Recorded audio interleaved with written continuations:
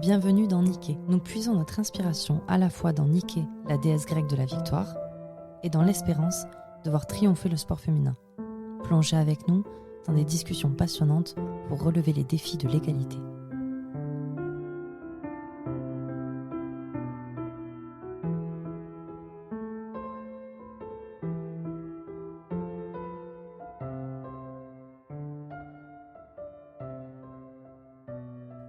Bonjour à tous, je suis avec Sarah de Better qui va se présenter tout de suite. Bonjour Sarah. Bonjour, merci beaucoup déjà pour l'accueil. Donc moi je m'appelle Sarah, j'ai 28 ans et je suis la fondatrice de Better. Je suis infirmière de formation initiale et Better maintenant aura 1 an au mois de mai. Super. Est-ce que tu peux nous faire un peu une brève explication? C'est quoi le lien entre cycle et sport? Bien sûr. Alors le cycle menstruel va énormément impacter sur la pratique sportive. Selon les phases de notre cycle, on ne va pas avoir la même énergie, la même possibilité de faire des efforts à longue intensité ou de force. Il faut vraiment en fait savoir quelle phase sera propice à l'entraînement ou plutôt au repos. Ok. Tu as des anecdotes ou des choses à nous dire sur la manière dont on peut gérer ces phases pendant qu'on fait du sport? Alors, ce qui est important à savoir, c'est que moi, je l'ai grossi en 4 phases. Il y a d'abord la phase des menstruations, où là, forcément, le corps il va déjà être assez fatigué parce qu'il sera en phase menstruelle, donc ce ne sera pas forcément le meilleur moment pour avoir des efforts intensifs, pour du travail en charge lourde, par exemple, si on fait de la musculation ou du crossfit, des choses comme ça. Après, il va y avoir ce qu'on appelle la phase folliculaire, donc une montée d'œstrogène, donc, qui est une des hormones sexuelles féminines. Et là, forcément, on va avoir un pic d'énergie, beaucoup plus de motivation, d'endurance. Donc, si on fait des sports à endurance, c'est le moment. On va pouvoir peut-être augmenter nos poids sur les barres ou des choses comme ça. Ensuite, on a le pic. Environ 14e jour, après chaque cycle menstruel est différent, bien entendu. Et là, pareil, grosse énergie, on peut faire beaucoup plus d'entraînement que d'habitude. Et va venir en fait ensuite la phase lutéale. Donc là, c'est ce qu'on appelle la phase plus communément du syndrome prémenstruel, donc 7 à 10 jours avant les menstruations. Et là, forcément, une baisse d'énergie parce qu'il y a une chute hormonale. Et là, c'est pas le moment de faire des gros efforts à grosse intensité parce que ce serait se fatiguer et fatiguer son corps qui va se préparer aux menstruations à venir. Donc, l'idée, c'est de savoir en fait quelle phase va être propice à son activité. Parce que quand je parle sport, ça peut être tout type de sport, hein, pas forcément le marathon ou à haut niveau, mais au moins savoir que voilà, selon sa pratique, comment l'adapter au mieux à son cycle et en soi en faire une force, parce que le cycle n'est pas forcément un fardeau à porter au quotidien.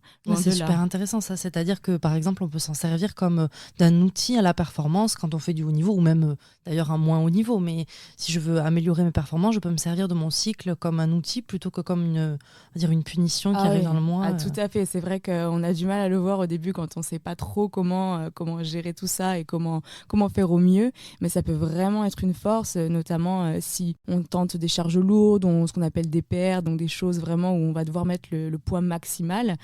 C'est vraiment pas pertinent de le faire en phase prémenstruelle ou en phase de menstruation parce qu'à part se démotiver et se dire mais j'ai pas fait de progrès, ça va rien faire d'autre. Alors que si on sait que c'est en phase folliculaire ou même lors de l'ovulation, tout de suite on va avoir une différence majeure sur l'intensité, l'effort et sur aussi la capacité de récupération qui est très importante. Ok, donc en 2-3 mots, qu'est-ce que tu conseilles pour adapter l'entraînement ? Alors moi, le premier conseil que je peux donner, c'est vraiment en fait de faire attention à son cycle, que ce soit si on prend un contraceptif hormonal ou non, mais c'est être attentive à ses phases, noter ses symptômes, noter à quel moment on est dans telle ou telle phase, et comme ça derrière on peut adapter son entraînement, que ce soit comme on disait de haut niveau ou non, mais au moins on sait quelle phase va être propice à l'entraînement ou pas. Faire peut-être plus de renforcement ou de cardio quand on est en phase moins ascendante, on va dire. Mais se dire que l'adapter, c'est aussi, ça sert à son corps en soi, parce qu'après, derrière, on a plus d'énergie, plus de motivation, plus de force dans les phases suivantes. Alors que si on va un petit peu à contre-courant, le souci, en fait, c'est qu'une fois que nos menstruations sont terminées, on a encore plus du temps d'énergie, on n'a plus d'énergie, on n'a plus rien. Et on va essayer de retenter derrière, de se remettre à l'activité. On aura la fatigue d'avant. En fait, c'est un cercle vicieux. Oui, contre-productif. Oui, c'est ça. Puis ça nous démotive plutôt qu'autre chose. Et c'est là où on se dit, mon cycle, c'est un fardeau, je m'en sors pas, je sais pas ce qui se passe, je sais pas ce qui m'arrive. Souvent, on culpabilise beaucoup dans ces moments-là. Alors que si on nous apprend et qu'on nous explique comment faire, quelques mois après, ça, on devient vraiment... c'est facile en fait, on se connaît mieux, donc c'est plus facile. Ok, je vois. Est-ce qu'on peut revenir rapidement sur ce que c'est les symptômes prémenstruels? Est-ce que tu peux nous expliquer? Est-ce que tu peux nous dire un petit peu quel est l'impact sur la pratique de Bien ces sûr. syndromes? Alors, le syndrome prémenstruel, ça regroupe à peu près 150 symptômes différents. Donc forcément, ça va inévitablement impacter la pratique sportive, surtout s'ils sont prononcés. Et ce qu'il faut garder en tête, c'est que le syndrome prémenstruel, c'est pas normal, même si on a tendance à nous faire croire le contraire. S'il y a des Donc c'est, symptômes... pardon, je te coupe, Oui, c'est ce qui arrive en fait avant ouais, la... voilà. C'est ça, c'est 7 à 10 jours avant les règles. D'accord. Selon les personnes, ça va être différent et même selon les cycles parfois. Et ça va être des symptômes d'ordre physique et ou psychologique. Et le problème, c'est Je que... suis énervée, j'ai mal au dos. Voilà, il va y avoir plein de choses, donc l'énervement, donc les troubles de l'humeur, les douleurs au niveau des lombaires, au niveau des seins, la différence d'appétit, des troubles du transit, des migraines, des insomnies, de l'acné, enfin, Waouh, il y en a que des énormément. trucs super fun. Voilà, des Finalement. choses qui sont très agréables à vivre. Mais ouais, c'est vrai qu'on c'est vraiment un signal d'alerte de notre corps, en fait, ces symptômes-là, pour dire qu'il y a un déséquilibre. Alors, c'est pas non plus définitif et il n'y a aucune solution, non loin de là. On peut faire des choses et c'est surtout, en fait, savoir les déceler Mhm. et se dire que voilà, il y a quelque chose, on va pouvoir faire plein d'actions qui vont les soulager, mais pas rester comme ça tous les mois à souffrir. Ouais. Alors c'est quoi les astuces? Alors, S'il y on en a. va bien sûr, il y en a plein. On va déjà commencer par des choses plutôt simples qu'on parfois on oublie, mais tout ce qui est l'alimentation, le sommeil, la gestion du stress, etc. Ça va énormément impacter notre équilibre hormonal. Ok. En fait, actuellement, c'est vrai que notre alimentation, elle a tendance parfois à être transformée. On est de plus en plus exposé à des perturbateurs endocriniens, des choses comme ça. Et en fait, ça va vraiment mettre le chaos dans nos hormones, malheureusement. Mais au niveau de l'alimentation, quand ce qu'on appelle on fait un rééquilibrage alimentaire, hein, le but, c'est pas de faire un régime drastique Mhm. et de se dire je vais manger juste des légumes et du poulet toute ma vie, non, loin de là. Mais c'est apporter en fait les bons nutriments à Mhm. son corps et au bon moment.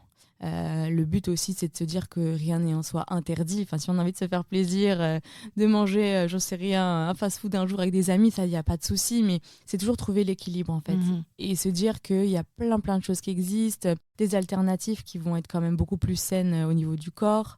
Notamment au niveau des fruits et légumes, savoir où se fournir ou choisir ses produits. Mhm. Et derrière, en fait, ça permet au corps de bien s'alimenter et d'enlever un peu cet excès de perturbateurs. Ok. Et donc ça permet j'imagine, est-ce que l'activité, la physique ou le sport peut avoir un lien avec ces Ah symptômes, oui. ces syndromes même? Totalement. En fait, souvent en période prémenstruelle, quand on a des symptômes, on n'a pas forcément envie d'aller faire du sport, on a juste envie d'être chez nous, sous la couette. Mais c'est vrai que l'activité physique va être ultra bénéfique, bien sûr à adapter, comme j'expliquais, mais elle va augmenter toutes les hormones dites du bonheur, donc dopamine, sérotonine, etc. Et derrière, ça va agir notamment sur le côté physique, mais aussi psychologique. Donc ça va réduire les douleurs, etc. Mais au niveau du moral aussi, ça va être beaucoup mieux. Mhm. Et donc au final, le sport est ultra bénéfique dans toutes les phases du cycle. Et quand on l'adapte, c'est vraiment Oui, c'est ce que tu parfait. disais, en fait, à adapter en fonction C'est de ça. là où on en est, mais ça a vraiment, Ouais. plutôt que rester sous sa couette, parfois ça peut déclencher. Totalement. Par exemple, ça va décongestionner au niveau de la zone pelvienne, ça va favoriser la circulation. Donc derrière, on n'a pas cette sensation de pesanteur, d'inflammation un petit peu qu'on peut avoir avant les règles. Mm. Et ensuite pendant les règles, bien sûr. Ok, c'est super intéressant. Donc toi, en tant que professionnel, est-ce que tu accompagnes, j'imagine, tu vas donner des conseils, est-ce que tu suis un type de femme en particulier? Et donc, est-ce que tu peux nous raconter un peu? Est-ce que tu as des anecdotes, tu as Bien des sûr. témoignages? Mais moi déjà au niveau de Better, c'est vraiment des accompagnements généraux pour soulager les symptômes prémenstruels. Mais c'est vrai que dans les personnes que j'accompagne, j'ai pu avoir des sportives et on venait vraiment travailler au début sur repérer les phases de son cycle. Ensuite, quelle était la pratique de la personne, comment l'adapter et derrière l'alimentation, comment bien la moduler, etc. Et derrière, les résultats sont géniaux parce que la sportive est beaucoup plus en forme, elle est beaucoup plus motivée, elle a beaucoup plus de facilité à augmenter les poids, par exemple sur sa barre comme j'expliquais, ou d'autres choses. Et c'est vraiment passionnant aussi de voir la différence. Parfois, on change quelques petites choses sur le quotidien de la personne, en s'adaptant au mieux, bien sûr, à son quotidien. Et elle a un mieux-être, elle a beaucoup plus de forme, donc c'est super positif. Et après, au niveau de l'anecdote plus personnelle, moi, je sais que je fais pas mal de crossfit. Ok. Je suis à 5 séances par semaine et au début de ma pratique, très honnêtement, j'avais une mauvaise pratique. J'allais en l'encontre un peu de mon corps. Et du coup, c'est vrai que j'ai eu pas mal de blessures, notamment tout ce qui était ligamentaire, etc. J'ai fait des luxations, j'ai une fracture aussi. Ouais. Et parce que j'étais dans le surentraînement, que je ne m'écoutais pas. Et derrière, mon corps, malheureusement, ce qui est normal, il me le faisait comprendre en me faisant arrêter d'une façon différente que juste être fatiguée parce que j'avais pas une bonne pratique, quoi. Ok. Justement, j'ai une question par rapport à ça. Le lien entre blessure et cycle, est-ce que tu as des chiffres ou en tout cas, tu as remarqué peut-être une tendance? Alors, des chiffres actuels, c'est vrai qu'on en manque parce que les études manquent cruellement. Mais tout ce que je sais, c'est en tout cas, c'est qu'au niveau, par exemple, de la phase folliculaire ou de l'ovulation, on a une plus grande souplesse ligamentaire. Alors oui, on a plus d'énergie. Oui, on a envie de plus s'entraîner, mais toujours attention au surentraînement parce que derrière, il y a les risques d'entorse et de blessures beaucoup plus importants. Et forcément, derrière, quand on est fatigué au niveau de la phase prémenstruelle ou des menstruations, le corps est déjà, on va dire, affaibli, même si, bon, c'est pas le mot. Donc derrière, si on s'entraîne, il y a un risque de blessure beaucoup plus immense, surtout si la personne dort moins bien. La récupération au niveau du sommeil, c'est primordial quand on fait une activité physique et sportive. Et donc derrière, si on ne sait pas comment jauger tout ça, forcément que les blessures arrivent. Et là, c'est un petit peu l'entrée dans un cercle vicieux compliqué. Ouais, l'idée, en fait, j'imagine, c'est de gérer, même si parfois ça peut être frustrant. Je pense notamment au niveau. En fait, ça peut être frustrant de devoir s'arrêter ou en tout cas adapter sa pratique pendant quelques jours pour en fait mieux rebondir. Mais sur le coup, parfois... Alors, j'ai l'impression qu'il y a parfois des hommes qui peuvent être dans les équipes encadrantes des féminines hein, et qui n'auraient peut-être pas cette subtilité. Et on a des blessures récurrentes. Et donc, je sais que c'est le cas, c'est pas le cas. En tout cas, au Stade Toulousain, au TFC, oui, à Toulouse, en tout cas, ils bossent beaucoup sur ces questions-là, justement pour accompagner les cycles. Mais ça a mis du temps à arriver. Donc, toi, est-ce que tu as un avis en particulier sur ça? Tu penses qu'il faudrait accompagner les clubs? Totalement. C'est vrai que moi, dans ma pratique forcément d'activité professionnelle, je suis à 100% sur cette idée de vraiment favoriser la pratique selon les phases du cycle. Et c'est vraiment dommage parce qu'on enlèverait beaucoup de blessures, je pense, et beaucoup de frustration, beaucoup de démotivation, de perte de confiance en soi. Et même si parfois, quand on est sportif de haut niveau ou qu'on pratique énormément, par exemple, comme moi, c'est vrai qu'au début, je le prenais un peu comme une punition en me disant, tel moment de mon cycle, je peux pas faire ce que j'ai envie. Mais c'est vraiment positif en soi parce qu'on va travailler un peu plus le cardio, si c'est notre point faible. Et une autre phase, on va travailler autre chose. En fait, ça nous rend polyvalentes. Et je trouve qu'en tant que femme et personne menstruée, c'est ce qui fait de nous des êtres uniques, en fait. Les hommes, ils n'ont pas ces fluctuations. Et c'est vraiment une force en soi parce qu'on a vraiment ces différentes facettes qui sont hyper puissantes quand on sait vraiment comment jauger. Et j'espère, dans l'avenir, que les clubs seront vraiment sensibilisés à tout ça et pourquoi pas y participer aussi à cette sensibilisation pour la suite des mois à venir. Vous avez entendu la proposition, hein. Elle est prête à s'engager, ça c'est cool. Est-ce que on va dire, on va faire un exemple type. Pendant mon syndrome prémenstruel, j'ai mal au dos, j'ai des migraines, même me lever, aller au boulot, c'est difficile. Je me sens vraiment accablée, j'ai tous les maux du monde, c'est un peu horrible, je vois tout noir. Là, est-ce qu'en 2-3 conseils, il y a des trucs déjà que tu peux me donner pour, améliorer, qu'on pourrait donner, qui marchent un peu pour tout le monde? Bien sûr. Moi, ce que je préconise souvent, c'est une cure de magnésium. On n'y pense pas trop, mais il y a à peu près 80% des femmes qui sont carencées. Et le magnésium va aider sur les troubles de l'humeur, sur la fatigue, la qualité de l'endormissement, la qualité du sommeil. Ça va baisser aussi les crampes, les migraines. Donc, c'est vraiment polyvalent. Et derrière, vraiment beaucoup s'hydrater. Parce que ça va pareil réduire les crampes, réduire les migraines, ralentir. Et au niveau de l'alimentation, vraiment que ce soit assez riche, dans le sens où que ce soit riche en glucides, en fibres, en protéines, essayer d'avoir vraiment tous les nutriments nécessaires, ou se faire aider ou pas, hein, mais il y a beaucoup de conseils un petit peu qu'on peut trouver, mais au moins apporter, comme je dis souvent, la bonne essence à son corps pour qu'il puisse derrière récupérer lui aussi.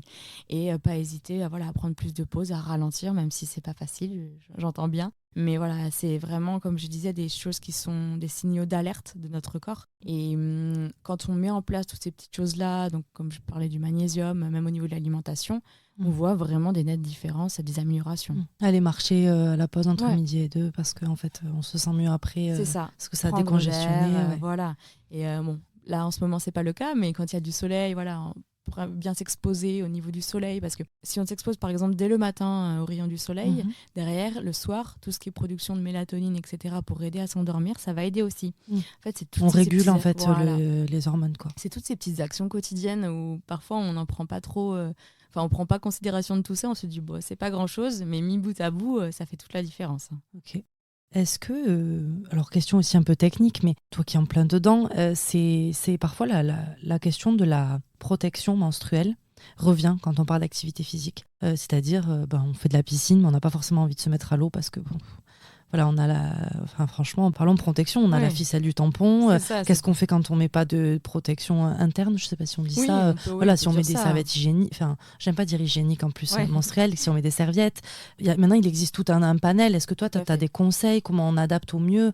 Peut-être pour des jeunes filles qui auraient leur première règle, est-ce que tu as des choses à nous dire? Après, moi, ce que je dis tout le temps, c'est vraiment si la personne ne se sent pas à l'aise de pratiquer quand elle a ses menstruations, eh bien, elle ne le fait pas, elle ne va pas contre son corps, ça, il n'y a pas de souci. Mais par contre, si elle a quand même envie, elle se dit, moi, je me vois pas trop mettre des tampons, etc. Parce que c'est vrai que la composition est plus que douteuse.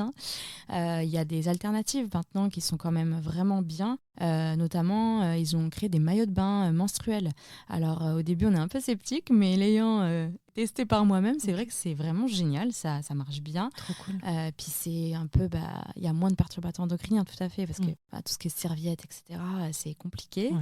Tout ce qui est c'est les traitements chimiques, en fait, qu'il y a dessus qui sont mauvais. C'est du chlore, en fait. Ce qui est blanc, c'est du chlore. Donc, notamment, il y a d'autres choses. Et quand on cherche les compositions, on les a pas forcément. Donc, c'est vrai que si on peut favoriser tout ce qui est maillot de bain menstruel, culotte aussi menstruelle, c'est vraiment, vraiment mieux pour le corps. C'est moins invasif. C'est ça. Ouais. Et puis, c'est ça, c'est très invasif. Puis de se dire qu'on va, par exemple, mettre un tampon qui contient du chlore directement dans notre flore intime, c'est...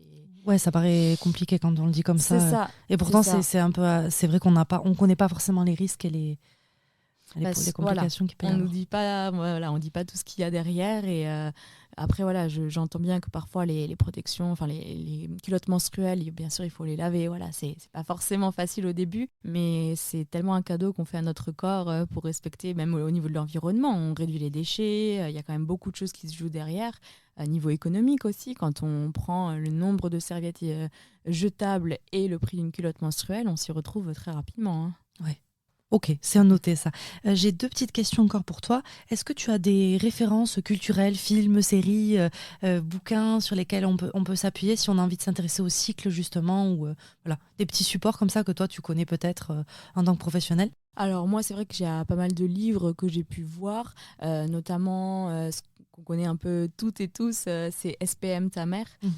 Donc c'est un livre que Leslie a fait. Il y a également aussi le livre Kiffe ton SPM. Donc là, vraiment, ça donne toutes les informations qu'on a envie d'avoir. Et tout ce qui est en librairie, il y a pas mal de choses sur la naturopathie aussi, des choses plus naturelles. On tend vraiment à ça en ce moment. Voilà, ce qui est normal, plus respectueux de notre corps et de l'environnement. Et donc vraiment, il y a plein de choses, plein de livres qui existent. Et moi, je trouve que ce que je conseille le mieux, c'est d'aller en librairie et de savoir un peu sur quoi on va être attiré. Il y a des choses qui vont nous parler plus que d'autres. Mais il y a vraiment pas mal de ressources, pas mal de choses à lire qui sont très intéressantes et je pense d'utilité publique. Bon, c'est noté. Et dernière question, comment on fait pour te suivre? Si on a besoin de conseils, si on veut échanger avec toi suite à l'épisode, sur quoi on te suit? Alors moi, du coup, j'ai mon compte Instagram qui s'appelle mon SPM et moi tout en minuscule. Donc vous trouverez facilement, il y a marqué Better également. J'ai mon adresse mail aussi si jamais les personnes n'ont pas Instagram. Donc c'est Sarah en minuscule avec un H à la fin, @better.fr. Et la petite subtilité, c'est que Better, c'est BE2THER pour le petit jeu de mots. J'ai aussi mon site internet, donc better.fr, pour apprendre un peu plus ce que je peux proposer, etc. et me découvrir. Et donc voilà, n'hésitez pas à me contacter, ce sera avec plaisir. Super, on mettra toutes les infos dans la description de l'épisode. Et vous n'hésitez pas à aller poser vos questions à Sarah, qui se fera un plaisir de vous répondre, de vous accompagner. Et voilà, on est très content de l'avoir eu dans le podcast, parce qu'on pense que c'est important de démocratiser la parole sur ces sujets. Et on espère qu'elle reviendra nous voir très vite. Et merci beaucoup, c'était vraiment un plaisir. Merci de nous avoir écoutés. C'était Niké. En attendant le prochain épisode, rendez-vous sur Instagram, la Maison du Sport au Féminin. À très vite.